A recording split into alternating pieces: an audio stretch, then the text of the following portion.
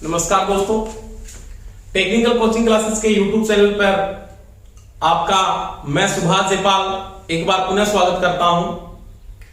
अपने electrician theory का जो क्रैश कोर्स स्टार्ट किया था, आज अपनी उसकी नेक्स्ट क्लास स्टार्ट करेंगे। तो सभी चैनल को सब्सक्राइब करें, लाइक करें, बेल आइकन के बटन को पुश करें। एक सभी से मैंने बोला था पहले भी कि सभी स्टूडेंट आप साथ साथ में नोट्स बनाएं। तो अगली इस क्लास के बाद सभी मेरे को कमेंट करके बताएंगे सर हम नोट्स बना रहे हैं। आपको नोट्स बनाने पड़ेंगे। जैसी आपकी क्लासें जैसी पूर्ण होती है तो आपके अगर नोट्स बनाए हुए हैं तो आपको जॉब लगने से कोई नहीं रोक पाएगा, ये मेरी गारंटी आपसे। साथ में पढ़ें, प्रत्येक क्लास को अटेंड करें, प्रत्येक क्लास को अटेंड करें, लाइक करें और सभी को शेयर करें, तभी साथी स्टूडेंटों को क्या मिले, फायदा मिल सके। आज अपने जो टॉपिक स्टार्ट करने जा रहे हैं वो पढ़ेंगे शुद्ध परिपथ। आपने पढ़ा था, किसके बारे में पढ़ा था दोस्तों? शुद्ध परिपथ के बारे में आपने पढ़ा था।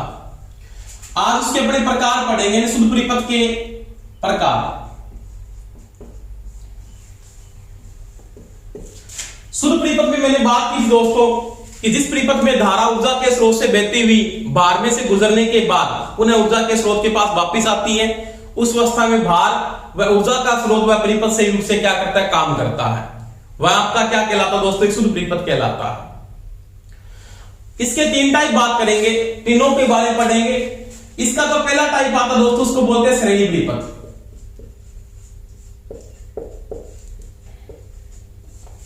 इसका सेकंड टाइप आता है, उसको बोलते हैं दोस्तों समांतर परिपथ।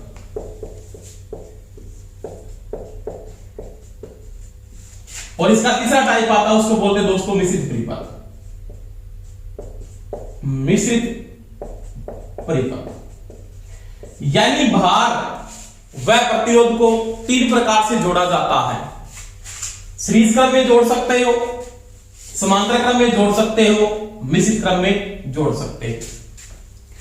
तो अपने जो पहला टॉपिक इसका स्टार्ट करने जा रहे हैं उसमें पढ़ेंगे श्रेणी परिपथ। क्या पढ़ेंगे? श्रेणी परिपथ।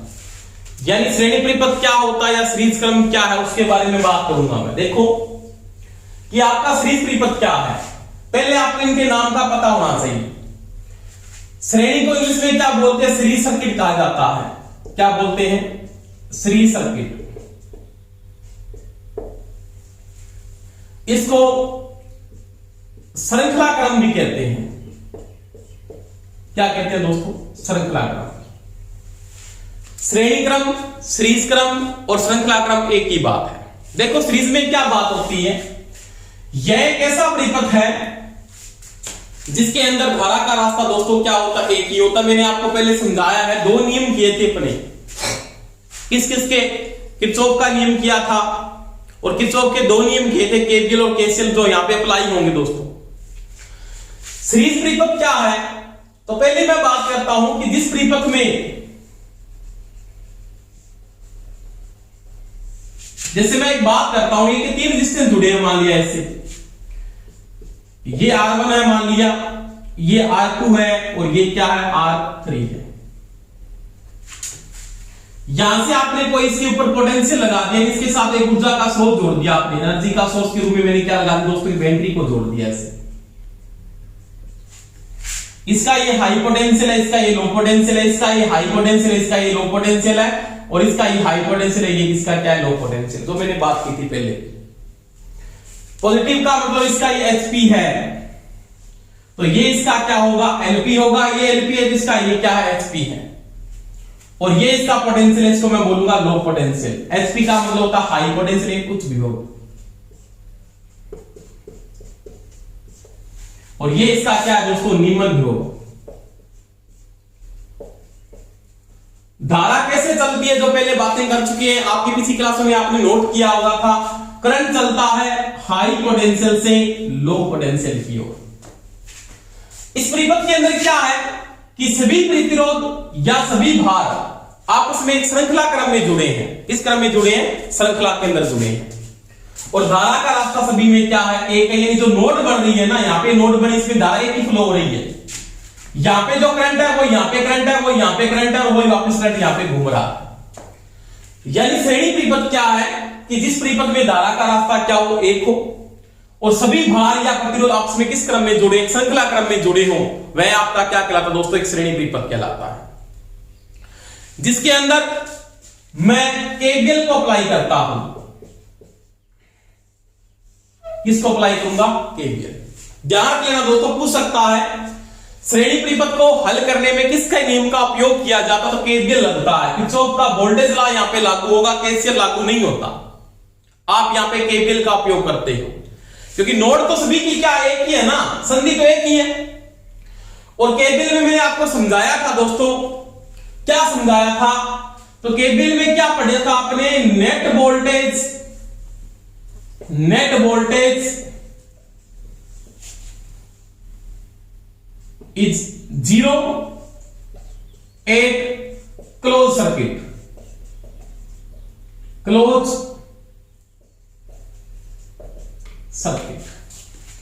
यानी नेट वोल्टेज 0 होगी एक क्लोज सर्किट। यानी क्या कहना चाहता दोस्तों, ये बात यहां पे पढ़ी थी अपने कि sigma E equal to sigma IR होगा। यानी आप sigma E minus sigma IR अगर करते हो, इक्वल टू में क्या आता दोस्तों, 0 आता है। तो कहता है note voltage 0 eight close circuit आरोपित होगी पतन वोल्टेज के बराबर होती है। ये क्या था, केवीएल था। तो ध्यान रखना दोस्तों, सीरीज परिपथ के अंदर केवीएल अप्लाई होता है, किरचॉफ का वोल्टेज लॉ यहां पे लागू होगा। ध्यान से समझना मेरी बातें, एक एक बात को। तो यहां पे केवीएल को अप्लाई करता हूं, तो केवीएल के अनुसार sigma E equal to sigma IR होता है, और sigma E equal to minus IR करने पे वैल्यू क्या आती है, 0 आती है, जो आपने पढ़ लिया पिछली क्लास में। मैंने आपको केवीएल करवा दिया, केसीएल भी करवा दिया। अब देखो मैं बात करता हूं, इसके पूरे मुख्य टर्म्स के बारे में पढ़ते हैं, यानी इसके मुख्य टर्म्स क्या है। तो पहली बात तो मैंने यहां पे क्या की कि सीरीज सर्किट क्या होता है, तो सीरीज सर्किट में क्या है, तो सीरीज सर्किट में मैंने बोला धारा का रास्ता क्या होता है, एक होता है। धारा का रास्ता एक ही होता है, यानी धारा का पथ क्या है, एक का। पहले टर्म्स की बात यह है। दूसरी बात, यहां पर इस परिपथ में केवीएल लागू होता है। ध्यान रखना दोस्तों, इस परिपथ के अंदर क्या अप्लाई होगा, केवीएल अप्लाई होगा। केवीएल का मतलब किरचॉफ का वोल्टेज लॉ लागू होता है। तीसरी बात, आपको कोई यह पूछ लेता है सीरीज परिपथ के अंदर कम से कम सीरीज परिपथ बनाने के लिए कितने प्रतिरोधों की आवश्यकता होती है। कम से कम की बात कर रहा हूं, ज्यादा कितने भी हो सकते हैं। तो कम से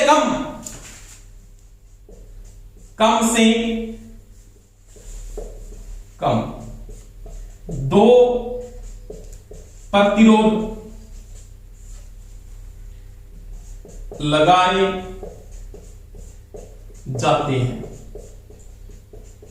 यानी सीरीज परिपथ एक से नहीं बनता, एक से बनता दोस्तों समांतर। आपको कोई पूछ लेता है समांतर परिपथ लगाने के लिए कम से कम कितने प्रतिरोधों की आवश्यकता होगी, 1, सीरीज के लिए 2, समांतर के लिए कम से कम 3। ये चीज का ध्यान रखना। एक बार प्रश्न पूछा था सीरीज परिपथ बनाने के लिए कम से कम कितने भार की आवश्यकता होती है, तो ध्यान रखना 2 लागू होंगे। ध्यान रखना दोस्तों, ये ज्यादा कितने भी हो सकते हैं। समांतर बनाने के लिए कम से कम 1 होगा, और मिश्रित बनाने के लिए कम से कम 3 होंगे, ज्यादा कितने भी हो सकते हैं।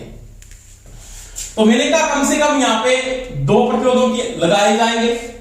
धारा का रास्ता क्या होगा, 1 होगा। इस परिपथ पे केवीएल लागू होगा। कम से कम आपके पास 2 प्रतिरोधों की आवश्यकता हो।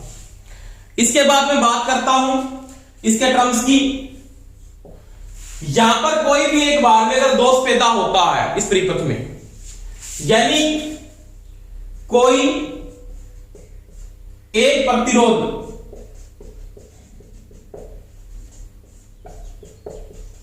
दोषित होता है,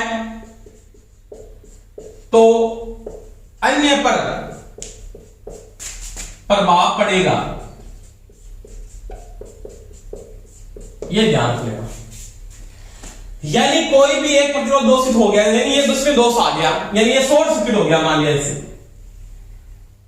तो क्या होगा, इनकी वोल्टेज पतन का मान क्या होगा, बढ़ जाएगा, धारा का मान बढ़ जाएगा, परिपतिकुल धारा में वृद्धि हो जाएगी। तो ध्यान रखना, इसमें शॉर्ट सर्किट हो गया या मान लेते हैं ओपन हो जाता है। अगर ये ओपन हो गया तो कोई रेजिस्टेंस काम नहीं करेगा। तो ध्यान रखना दोस्तों, इस परिपथ में अगर दोष पैदा होता है तो उसका अन्य पे क्या पड़ता है, प्रभाव पड़ता है। तो ये मैंने बात की नॉर्मल। अब अपने इसके ऊपर केवीएल अप्लाई करेंगे, उसके बारे में पढ़ेंगे किस प्रकार से इसको लागू किया जाता है, इस परिपथ के कौन से नियम है। आगे मैं टर्म्स को आपको बताते जाऊंगा। इसके मुख्य बात ध्यान रख लेना, धारा का रास्ता एक होता है, इस परिपथ में केवीएल लागू होगा, कम से कम 2 प्रतिरोधों की या 2 भाग की आवश्यकता होगी, और कोई प्रतिरोध होता है उसका क्या होता है, प्रभाव पड़ता है, तब इसका उपयोग बहुत कम करते हैं। घरेलू वायरिंग में इस परिपथों का उपयोग नहीं किया जाता। अब देखो आगे मैं अगर इसमें बात करता हूं तो पहली बात मैं यहां पे करता हूं कि सीरीज परिपथ के अंदर अगर मैं बात करूं कि धारा का रास्ता सभी में क्या एक है, प्रत्येक प्रतिरोध को क्या मिलता है दोस्तों, समान करंट मिलता है। क्या मिलता है, समान करंट। यानी मैं लिख सकता हूं इसके अंदर, पहली बात के अंदर इंपॉर्टेंट बात पे ध्यान रखना दोस्तों, IT या I है, इसको IT को मैं टोटल करंट मान के चलता हूं। IT बराबर क्या होगा, तो वो होगा IR बराबर में IR1 बराबर में IR2 बराबर में IR3, कितने भी जुड़े हैं बराबर का निशान लगा के आप इसके दोस्तों IRN। इसका कहने का मतलब होता है, ये पेड़ में लिखा हुआ है ना ऐसे, तो इसका मतलब होता है R1 की धारा। एक ऐसे लिखते हैं ना R1 की वोल्टेज ड्रॉप। इस बार इसके बारे में आपको पता होगा सभी को। अगर ये पेड़ में लगा R1, इसका मतलब R1 की धारा, और इसका मतलब IR1 की वोल्टेज ड्रॉप, यानी ये तो V ड्रॉप है, और ये क्या है, करंट है, यानी इसमें करंट का मान कितना है। तो पहले टर्म्स की अगर मैं बात करता हूं यहां पे, तो सभी में धारा का मान क्या होगा, समान होगा। क्योंकि आप अगर देखते हो तो यहां पे धारा का रास्ता क्या एक है, एक ही शाखा में करंट फ्लो हो रहा है। सभी में नोड या संधि की बात करो तो एक ही है, तो जो करंट पूरा फ्लो होगा वो परिपथ में क्या रहता है, समान रहता है। तो श्रेणी परिपथ में धारा का मान क्या होता है दोस्तों, समान होता है। अब मैं अगर बात करता हूं केवीएल के अनुसार ये बात करता है, तो केवीएल क्या बोल रहा है दोस्तों यहाँ पे, तो केवीएल के अनुसार मैं अगर बात करूं तो सिग्मा E इजिकल टू क्या था, सिग्मा IR था। ये आपने केवीएल को यहां पे लगा दिया, इसमें केवीएल लागू होगा, बिल्कुल लागू होगा। इसकी ड्रॉप वोल्टेज क्या है दोस्तों, इसकी ड्रॉप वोल्टेज का मान आपके पास क्या है, सभी में R का I का मान तो बराबर है। इसकी यहां पे ड्रॉप वोल्टेज का मान है IR1, इसकी ड्रॉप वोल्टेज का मान दोस्तों क्या है, तो इसकी ड्रॉप वोल्टेज का मान है दोस्तों IR2, इसकी ड्रॉप वोल्टेज का मान क्या है दोस्तों IR3। समझ में आ गई बात। आपने टोटल वोल्टेज अप्लाई की, इस वोल्टेज का मान आपके पास क्या दोस्तों VT है, टोटल वोल्टेज मान लिया। सिग्मा E यानी वोल्टेज दी आपने, क्या वोल्टेज दी आपने, वोल्टेज दी दोस्तों ये, यानी जो आपका VT है ना वो किसके बराबर है, तो VT बराबर आप लिख सकते हो दोस्तों IR1 प्लस में IR2 प्लस में IR3 प्लस में IR3। अब देखो ये इसमें क्या है, इसके बराबर है, इसको ऐसे भी लिख सकता हूं, VT बराबर क्या, इसकी वोल्टेज को मैं लिख सकता हूं V1 प्लस में V2 प्लस में V3। आरोपित वोल्टेज ये थी, पतन वोल्टेज के योग के हमेशा ही बराबर होती है। ये कौन बोलता है, केवीएल बोलता है, और क्लोज सर्किट में वोल्टेज का मान इक्वल टू 0। ये टोटल वैल्यू आप मेंटेन करो तो इधर आके माइनस का हो जाएगा, बराबर वैल्यू क्या आएगी, 0 आती है। अब देखो अगर मैं टोटल वोल्टेज की बात करता हूं तो अगर आपके पास VT बराबर आप क्या लिख सकते हो, तो VT बराबर दोस्तों आप लिख सकते हो IRT। क्या लिख सकते हो, IRT, क्योंकि आपने ओम के नियम में पढ़ा है V बराबर IR होता है, ये ओम का नियम मैंने करवा दिया आपको। तो VT इक्वल टू IRT होता, बिल्कुल होता है। तो मैं यहां पे ये भी लिख सकता हूं ना, क्या IRT, क्या लिख सकता हूं IRT, I सभी में बराबर है, तो बराबर में क्या लिखोगे IR1 IR2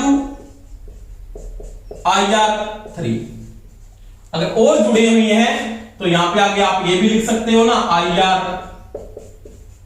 N, sorry plus का निशान होगा IR N, और यहां पे भी आप लिखते हो दोस्तों IR N सीरीज कैंसिल। अब देखो आगे मैं बात कर रहा हूं इसमें, तो ये भी KVL है, तो IRT सभी में I कॉमन आ रहा है क्योंकि धारा का मान सभी में क्या है, समान है। सभी में I का मान क्या है, समान है। श्रेणी पी में धारा का मान दोस्तों क्या होता है, समान होता है। तो अब यहां पे मैं अगर बात करता हूं I कॉमन आएगा तो यहां पे क्या बचेगा, तो यहां पे बचेगा R1 R2 R3, आगे इतने भी जुड़े हैं RN ब्रैकेट। ये गुणा वाला इससे किसमें आ जाएगा, भाग में, इसका मतलब I से I क्या होगा, कट जाएगा, और RT बराबर दोस्तों क्या हो जाएगा, RT बराबर R1 प्लस में R2 प्लस में R3, इतने भी जुड़े हैं, प्लस में क्या हो जाएगा RN। और ये प्रश्न ऑप्शन में एक बार पूछा गया था, ध्यान रखना दोस्तों, क्या पूछा था, RT बराबर R1 plus R2 plus R3 यह किसका नियम है, तो दोस्तों लोगों ने ओम का नियम कर दिया था। ओम्स लॉ नहीं है दोस्तों, ये किसके नियम से हल किया जा रहा है, तो ये है दोस्तों KVL। क्या है, KVL। सीरीज परिपथ में होता है, किसके नियम से होता है, समझ में आई होगी बात आपके। आपने रट्टा मार रखा है कि RT बराबर R1 plus R2 plus R3 होता है सीरीज में, क्यों होता है, इसका रीजन ये है, और ये रीजन किसका है, KVL का है। इस रीजन से होता है RT बराबर R1 plus R2 plus R3, और दूसरे प्रश्न में ये किसका नियम है, तो दोस्तों ये KVL है। क्या है, KVL है, KCL नहीं है, KVL है ना, ओम्स लॉ है, ये KVL से आता है और सीरीज में लागू होता है। तो ध्यान रख लेना, इसके टर्म्स की अगली में बात करता हूं, तो क्या होगा, तुल्य प्रतिरोध, तुल्य प्रतिरोध यानी टोटल डिस्टेंस, आपका जो टोटल डिस्टेंस है सभी प्रतिरोधों के बीजगणितीय योग के क्या होता है, बराबर। बीजगणितीय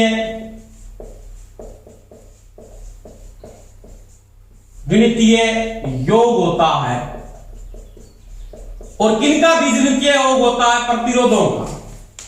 सभी प्रतिरोधों को अगर आप बीजगणितीय जोड़ दोगे तो उसका क्या आ जाएगा दोस्तों, तुल्य प्रतिरोध आ जाएगा। वो किसका नियम कहलाएगा, KVL कहलाता है। तो ये मैंने किसकी बात की, KVL की बात की। अगर मैं बात करता हूं इसके बाद, आपको स्क्रीनशॉट लेना, स्क्रीनशॉट ले ले, नोट करना तो नोट कर ले साथ में। अब देखो, आप वीडियो को रोक के नोट कर सकते हो। अब मैं अगर बात करता हूं RT बराबर ये नियम है, तो किसके नियम से, KVL से होता है। तो यहां पे एक बात की थी कि टोटल डिस्टेंस का जो मान आएगा तो वो क्या होगा, सभी का क्या होगा, बीजगणितीय योग होगा। क्या होगा, सभी का बीजगणितीय योग होगा। अब देखो, अगर मैं यहां पे एक बात और करता हूं कि सभी का बीजगणितीय योग होगा, इसके टर्म्स में अगर बात करूं तो तुल्य प्रतिरोध होगा ना, तुल्य प्रतिरोध वो क्या होगा, उच्च से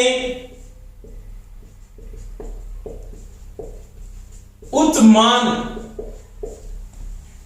के प्रतिरोध से भी अधिक होगा। ये प्रश्न पूछ लेता है बहुत बार, ध्यान रखना है, होता है, अपने को पता है। जैसे मैं बात करता हूं, इस डिस्टेंस का मान 1 ओम है, इसका 2 ओम है, इसका मान लिया 5 ओम है, ये 3 डिस्टेंस है। तुल्य प्रतिरोध का मान अधिक से अधिक मान, कितना मान अधिक से अधिक मान, 5 ओम है, उससे भी क्या होगा, ज्यादा। कितना आएगा, 1 + 2 3, 3 में 5 8 आएगा। तो ये कहता अधिक से अधिक मान से भी क्या आएगा, अधिक होगा। और किस योग से किया जाएगा, बीजगणितीय योग से। अगर वो यहां पे एक बात कहता है कि सभी प्रतिरोधों का मान समान है, क्या है दोस्तों, सभी प्रतिरोधों का मान अगर समान है, मान लिया ये भी क्या था, R1 नहीं है, ये क्या है, R है, ये भी क्या है, R है, और ये भी क्या है दोस्तों, R है। तो मैं क्या लिखूंगा, यहां पे R1 नहीं लिखूंगा, यहां पे भी नहीं लिखूंगा, यहां पे भी नहीं लिखूंगा। अब क्या होगा, IRT बराबर आप क्या लिखोगे दोस्तों, I कॉमन आ जाएगा, IR कॉमन आ जाएगा। क्या आ जाएगा, IR, क्योंकि यहां पे भी IR है, यहां पे भी IR है, यहां पे भी इतनी आगे जुड़े तो IR कॉमन आएगा। तो यहां पे क्या बचेगा दोस्तों, 1, यहां पे भी क्या बचेगा, 1, यहां पे भी क्या बचेगा, 1। अगर 3 है तो 3 बच जाएंगे, 1 और 1 2 और 1 3 4 4 हो जाता 5 तो 5 होता। संख्या को किससे लिखते हैं दोस्तों? n से। तो संख्या ले लेता हूं मैं दोस्तों n, ये इससे कट जाएगा और RT बराबर उस समय क्या होगा? समान मान के लिए R इंटू n। अगर सभी प्रतिरोध समान मान के हैं, क्या है अगले क्रम से बात करेंगे, सभी प्रतिरोध समान मान के हैं, समान मान के हैं, तो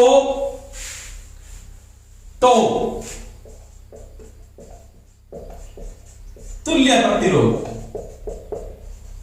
यानी RT किसके बराबर होगा? तो RT बराबर R इंटू n। n यहां पे क्या है? प्रतिरोधों की संख्या। तो यहां पे RT बराबर मैंने क्या लिख दिया? R इंटू n लिख दिया। एक बार प्रश्न पूछ लिया था ऐसे इसरो में आया था प्रश्न में, सीरीज में समान मान के लिए कौन सा संबंध लागू? उसने इस ऑप्शन दो इस ऑप्शन को ऐसे लिख दिया था। तो एक ही बात है, कोई फर्क नहीं पड़ेगा, गुणा बड़ा भाग में आ जाएगा। n पूछ रहा है तो n बराबर क्या हो जाएगा? RT बटा में R। तो ये सीरीज में तीनों संबंध सही है। RT बराबर R इंटू n कहां से है मैंने बता दिया आपको। RT बटा n बराबर क्या होता? R होता। समान मान के लिए बात कर रहा हूं दोस्तों, ये ध्यान लेना, ये इसकी कंडीशन है ओनली फॉर, और n बराबर RT बटा R होगा। तो ये भी अगर आपको कोई नियम पूछ लेता है ये किसका नियम है, तो ये भी केवीएल ही है समान मान के लिए। ये भी किसका है? ये भी केवीएल है। क्या है? केवीएल। तो ये मैंने बात की थी, किसकी बात की? केवीएल की बात की। और किस में लागू होता है? सीरीज परिपथ में लागू होता है। और सीरीज परिपथ तुल्य रेजिस्टेंस की मैंने बात की थी, तो सभी के विजन की ओके क्या होगा दोस्तों? बराबर होता है। और इसके बाद मैं बात कर रहा हूं, अगर कोई भी भार या कोई भी प्रतिरोध श्रेणी क्रम में अगर ओपन होता है, शॉर्ट होता है या अर्धदोषित होता है, तो उसका अन्य पे क्या पड़ता है? प्रभाव पड़ता है। क्या पड़ता है? प्रभाव पड़ता है। तो यहां पे तुल्य रेजिस्टेंस की वैल्यू में क्या हो रही है दोस्तों? वृद्धि हो रही है। क्या हो रही है? वृद्धि। तो आप RT कैसे निकालते हो, कैसे अप्लाई करते हो, प्रश्न आपको किस प्रकार से पूछ रहे था उसकी मैं बातें करूंगा। देखो आराम से बोर्ड पे।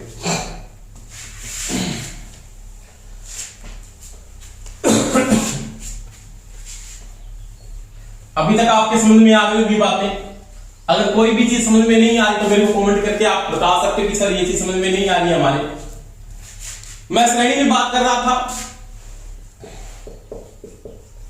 श्रेणी परिपथ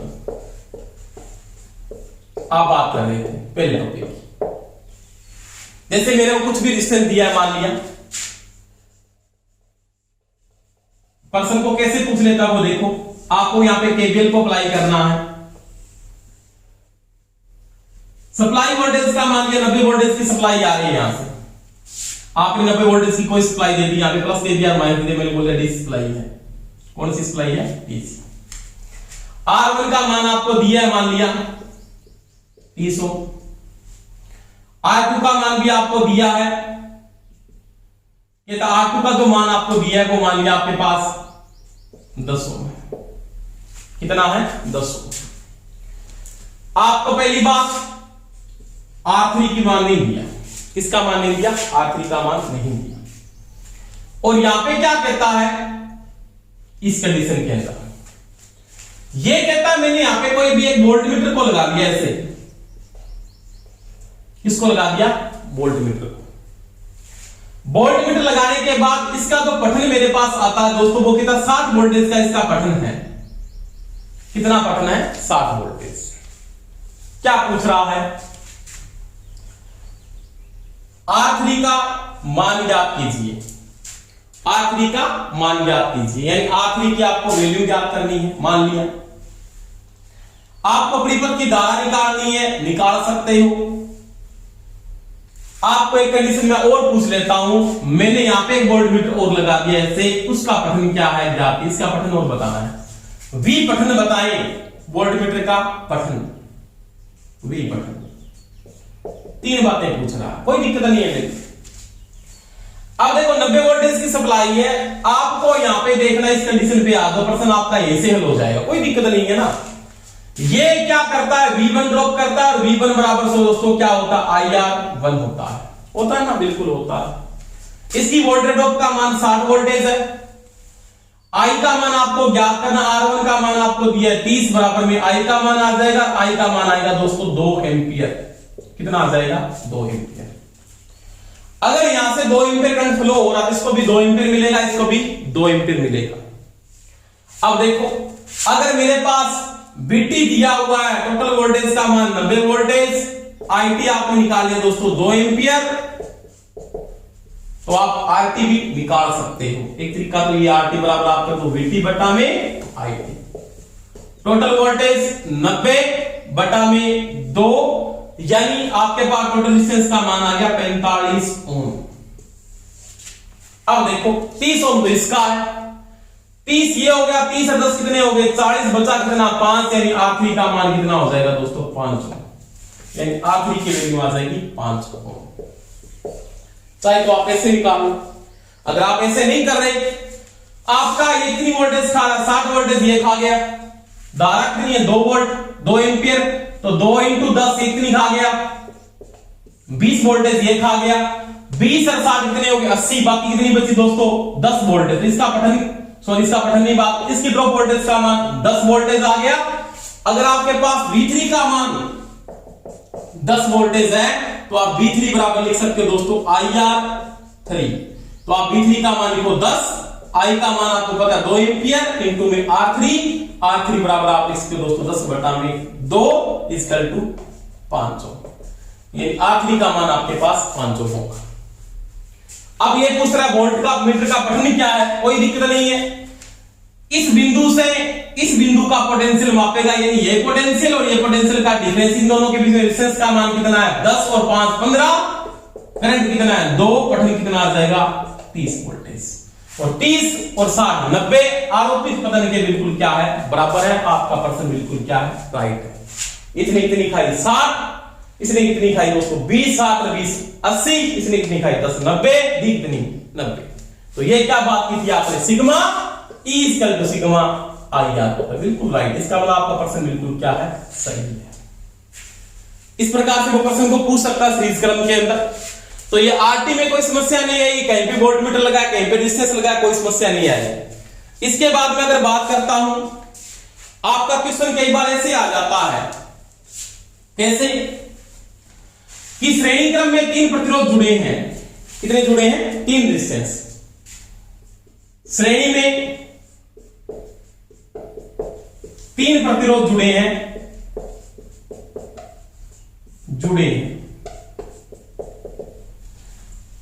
और उनका जो मान है ना, उनका मान कैसे है, R1 greater than R2 greater than R3, सबसे ज्यादा मान इसका, उससे कम ये, उसका कम ये। यहां पे पूछ सकता है कौन सा कथन सही है, कौन सा कथन सही है। ए ऑप्शन में आपको बोल दिया क्या, V1 बराबर में V2 बराबर में V3, पहला ऑप्शन में ये दे दिया। दूसरे उसने ये ऑप्शन दे दिया आपको V1 greater than V2 greater than V3। तीसरे ऑप्शन में आपको ये दे दिया V1 greater than V2 greater than V3। चौथे ऑप्शन में आपको मान लिया ये दे दिया उसने V1 बराबर में V2 बराबर में V3।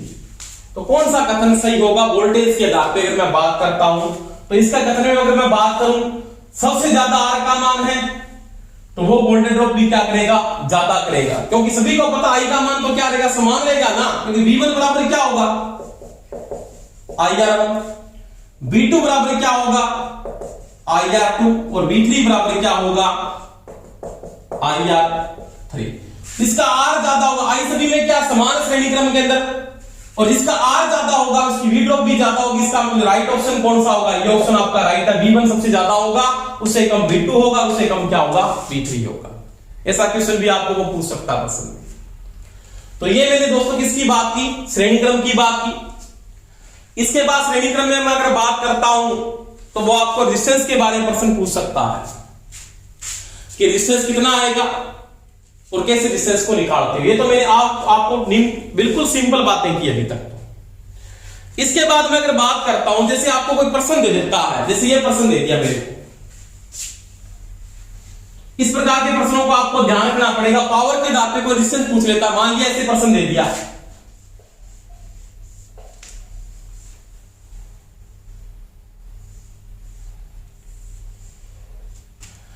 यहां पे एक 100 वाट का लैंप है और यहां पे एक मान लिया 500 वाट का लैंप है, दो लैंप है श्रेणी क्रम में जुड़े हैं।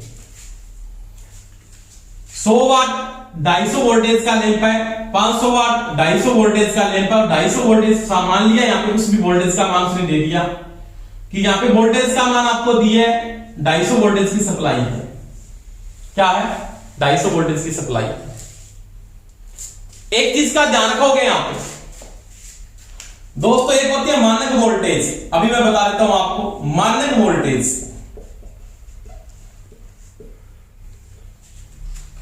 मानक वोल्टेज क्या है? किसी भार या किसी लोड के ऊपर जो वोल्टेज लिखी जाती है, जिसके ऊपर उसका पावर का निर्धारण किया जाता है, वह उसकी क्या कहलाती है? मानक वोल्टेज कहलाती है। जैसे मैं अगर बात करता हूं, आपने देखा होगा 100 वाट का एक टंगस्टन का लैंप है, उसके बाद पर लिखा हुआ है, कभी नोट कर लेना आप, 230 वोल्टेज 100 वाट। क्या कहना चाहता है? यह कहना चाहता है कि जब इसको 230 वोल्टेज मिलेगी तब ये 100 वाट देगा। जब इसको 230 वोल्टेज मिलेगी तो ये अपने को 100 वाट देगा, नहीं तो 100 वाट नहीं दे सकता। आप नॉर्मल घर पे नोट करते हो, आपका सीलिंग फैन नॉर्मल कंडीशन में 60 वाट का है, वो उसके ऊपर 230 वोल्टेज लिखा हुआ है। जब उसको 230 वोल्टेज मिलेगी तो वो 60 वाट देगा। पर जैसे घर में अपने बोलते हैं लाइट डिम आ रही है, यानी वोल्टेज का मान क्या हो गया? कम हो गया। अगर मैं यहां पे कहता हूं उस सीलिंग फैन को 230 वोल्टेज की जगह आपने वोल्टेज कितनी दे दी, सप्लाई वोल्टेज को 200 वोल्टेज दे दी, तो वो क्या 60 वाट देता है? नहीं दे सकता। आप क्या करते, जैसे उसको 250 वोल्टेज मिलेगी तो आपको पता उसकी जो स्पीड है ना, आपकी जो स्पीड है वो क्या हो जाएगी दोस्तों? कम हो जाएगी, क्योंकि आपको पता उसकी वोल्टेज का मान क्या हो गया? कम हो गया। आपका फोर्स कम हो गया, वोल्टेज फोर्स है, और वो फोर्स कम हो गया तो उसकी स्पीड भी क्या होगी? कम हो जाती है, तो उसकी पावर भी क्या होगी? कम हो जाती है। पावर डिपेंड करती है वोल्टेज के ऊपर। अगर आप वोल्टेज कम दोगे तो आपकी पावर क्या होगी? कम हो जाएगी। अगर आपने मानक वोल्टेज से ज्यादा वोल्टेज दे दी तो क्या होता है? तो आपका जो उपकरण फूंक जाता है या जल जाता है, होता है ना ऐसे। आपने सिंपल बात है, यहां पे 100 वाट का लैंप लगा है, 230 वोल्टेज को 500 वोल्टेज के साथ जोड़ोगे तो क्या होगा? वो फ्यूज हो जाएगा। तो मानक वोल्टेज से ज्यादा वोल्टेज आने पर एलटी के अंदर 5% प्लस माइनस जो बात करते हैं ना वोल्टेज का मान, तो एलटी में प्लस माइनस जो वोल्टेज है ना वो 5% हो सकती है, कम ज्यादा। एसटी में 12.5% प्लस माइनस वोल्टेज हो सकती है, 12.5%, ज्यादा हो सकती है, कम हो सकती है। ये मानकीकरण है मानक संस्था के अनुसार, इसमें चेंजिंग कर सकते हो आप इतना। अगर इससे ज्यादा वोल्टेज आप एलटी में दे देते हो तो क्या सारे के सारे उपकरण जल जाएंगे आपके? कम आने पर उनकी पावर क्या हो जाएगी दोस्तों? कम हो जाती है। तो ध्यान रखना, मानक वोल्टेज की मैंने बात की थी। मानक वोल्टेज क्या है? काम में आएगी जिस मानकीकरण का मतलब जिसके पावर निर्धारण करते समय वोल्टेज को निर्धारित किया गया था, यानी किसी भार की शक्ति निर्धारण करते समय जो वोल्टेज निर्धारित की गई वह उसकी मानक वोल्टेज होती है। ये दोस्तों ध्यान रख लेना, ये इसकी मानक वोल्टेज है। अब इसकी 250 वोल्टेज मानक वोल्टेज है, इसकी 250 वोल्टेज मानक वोल्टेज है, परंतु ये जो 250 वोल्टेज है ये क्या? सप्लाई वोल्टेज है। इसको क्या बोलोगे दोस्तों? सप्लाई वोल्टेज या प्रदायी वोल्टेज। क्या बोलते हैं दोस्तों? प्रदायी वोल्टेज। ये अलग चीज है। प्रदायी वोल्टेज क्या? किसी भार को आरोपित किया जाने वाला पोटेंशियल डिफरेंस पीडी जो आप अप्लाई करते हो वो उसकी क्या है? प्रदायी वोल्टेज। यानी प्रदायी स्रोत के द्वारा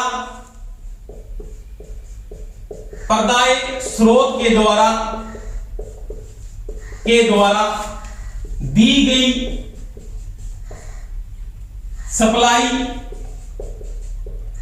वोल्टेज या पोटेंशियल डिफरेंस उसकी पर्दाई वोल्टेज कहलाती।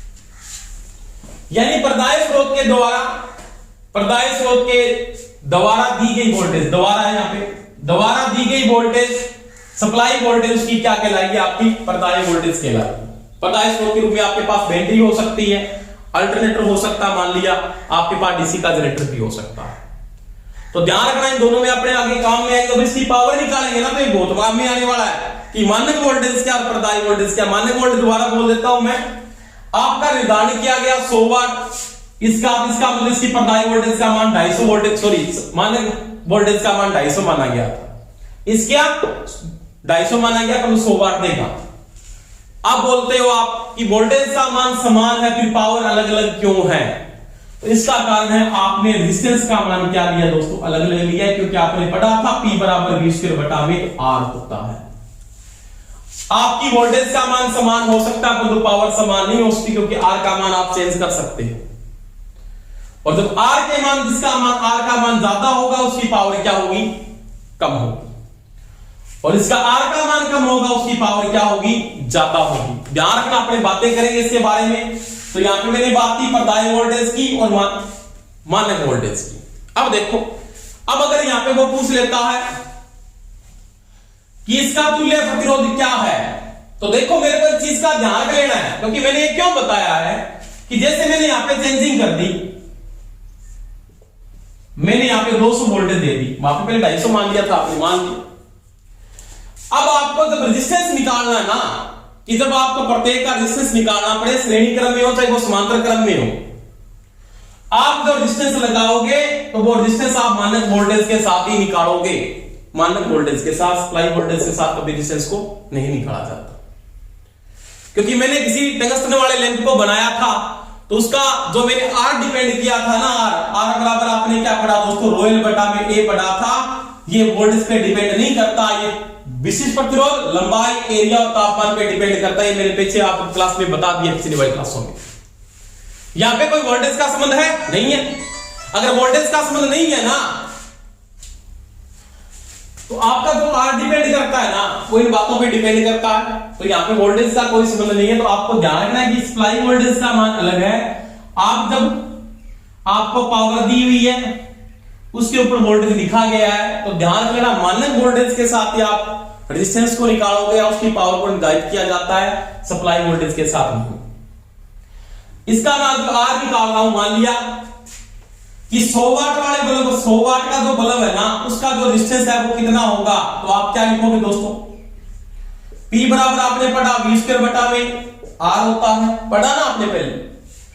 R बराबर क्या हो जाएगा? वोल्टेज का मान क्या है? 250। ये नहीं लूंगा, मानक वाले लूंगा 250। आपके पास पावर क्या है दोस्तों? 100 वाट, 600, 2500।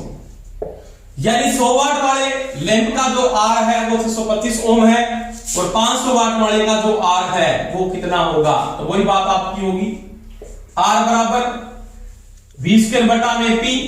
इसकी वोल्टेज का मान क्या आपके पास? 250 मानक वोल्टेज, 250 बटा में 500, 2 से कट जाएगा 125 ओम, 125 ओम।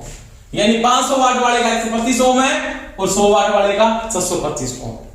यानी जिसकी पावर ज्यादा थी उसका R क्या है दोस्तों? कम आ रहा है, और जिसकी पावर कम थी उसका R क्या आ रहा है? ज्यादा आ रहा है। तो ये चीज का भी अपने ध्यान देंगे। अगर कोई आपको ये पूछ लेता है P1 greater than P2 greater than P3 है, तो इनका R कांस्टेंट वैल्यू क्या होगी? R में कैसे मेंटेन करेंगे? तो जिसकी पावर कम है, पावर जिसकी ज्यादा, उसका R सबसे क्या होगा? कम। यानी इसको ऐसे लिखेंगे, R2 और R3। सबसे कम P किसकी है? इसकी कम है, इसका R सबसे क्या है? ज्यादा है। अब इसके साथ अगर वोल्टेज में आए तो R ज्यादा किसका है? इसका R ज्यादा, तो ये V ड्रॉप भी मेंटेन करेगा कि V ड्रॉप ज्यादा कर रहा है या वो कम कर रहा है, तो वो बात करेंगे अपने। तो ये मैंने बात की, अगर पावर के साथ वो पूछ रहा है तो पावर के साथ आप R ऐसे निकाल सकते हैं। इसकी पावर ज्यादा होगी उसका R क्या होगा? कम होगा, सबसे कम होगा, क्योंकि पावर रेजिस्टेंस के विलोमानुपाती होती है। तो ये मैंने बात की। अब इसका RT पूछ रहा है, RT में कोई समस्या नहीं है, RT में दोनों को जोड़ दो, 625 प्लस में 125 कितना आ जाएगा दोस्तों 750। ये इसका आरटी है। अब कहता है परिपथ की धारा क्या है, तो कोई समस्या नहीं है, आई का मान निकाल लेंगे। आई बराबर क्या होता है दोस्तों, आपके पास क्या है, टोटल आरटी है, आपके पास वोल्टेज है, आई बराबर V बटा R। आप सप्लाई वोल्टेज का मान अब लेके चलोगे, ये सप्लाई वोल्टेज 200 ही है, R कितना है 750, 5 का 20, 5 एकम 5, 5 5 25, 15 75 और 4 बटा 15 इस परिपथ का क्या है, करंट है। अब ये ड्रॉप वोल्टेज क्या करेगा, इसकी ड्रॉप वोल्टेज अब 250 नहीं होगी, इसकी ड्रॉप वोल्टेज आप निकाल सकते हो 4 बटा 15 इंटू में इसका आर कितना है 625। तो इसकी ये वी ड्रॉप है, यानी ये इसका क्या है V1 है, और 4 बटा 15 इंटू में 125 ये इसका वी ड्रॉप है। इन दोनों को जोड़ोगे तो वो 2 से बराबर होगा, इन दोनों को जोड़ के आप नहीं लिख सकते। तो ये मैंने बात की पावर के साथ रेजिस्टेंस को निकालना, टोटल रेजिस्टेंस निकालना, केबल कैसे निकालते हैं। आगे पावर में अपने बहुत डीपली पढ़ेंगे, क्योंकि श्रेणी क्रम में पावर बढ़ती है, श्रेणी क्रम में पावर कम हो जाती है। रीजन क्या है, क्योंकि श्रेणी क्रम में क्या बढ़ता है, आर बढ़ता है, तो पी क्या होता है दोस्तों, कम होता है, क्योंकि पी है वो आर का क्या है, विलोमानुपाती है। तो ये मैंने बात की, आगे अपने नेक्स्ट क्लास में पढ़ेंगे पावर के बारे में सीरीज में। ये बातें आप साथ साथ में नोट्स में कवर करेंगे। धन्यवाद। क्लास अच्छी लगी शेयर करें, लाइक करें और सभी सब्सक्राइब